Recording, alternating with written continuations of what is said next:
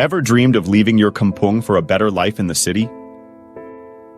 Well, 15 years ago, I left Bintulu for KL to work as a police bantuan at a government building. But I didn't plan my move to KL very well and couldn't afford to pay for transport and a place to stay. So I took some loans. That's how I started getting into debt. My workplace always had bank agents waiting around to offer us loans. They said because we were civil servants, we could get big loans easily. I just had to give them my payslip to apply for a loan. 5 years later, my mother fell ill. I decided to take a loan to pay for a surgery and repay all my other loans. So I spoke to the bank agents and ended up taking a loan for 134,000 ringgit. As a civil servant, I thought I'd never lose my job and would always be able to repay my loan.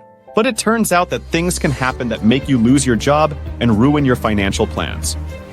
You see, I had to go back to Bintulu because there was no one to take care of my sick mother. I ended up resigning from my job as I couldn't take any more leave. I survived on money from odd jobs around my company. Without an income, I stopped making my 1,000 ringgit monthly loan repayments when my mother passed away. I started over with a new job in KL, but I still couldn't afford to repay my loans. I was worried about my debts, but I thought I didn't have a choice. So I kept ignoring my repayments for 10 years. I avoided using banking services so that my lenders couldn't find me. But it was hard to live a normal life without a bank account. So I decided to tackle my debts.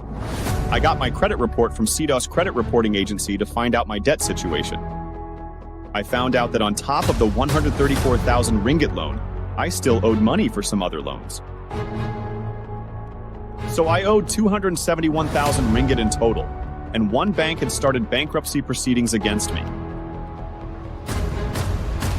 Then I went to AKPK, a Bank Negara Malaysia agency that helps Malaysians with debt management.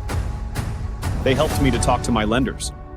In the end, I managed to bring my total debt down to the amount I could afford to repay monthly. I was also able to stop the bankruptcy proceedings filed against me. But here are some things I learned throughout my journey that might help you. 1. Keep your monthly loan repayments to less than 40% of your monthly salary. 2. If you need help with your loans, speak to AKPK who can help you. 3. Try to negotiate your repayments to an amount you can afford. 4. Check your credit report at least once a year. 5. If you're issued a bankruptcy notice, speak with your lenders.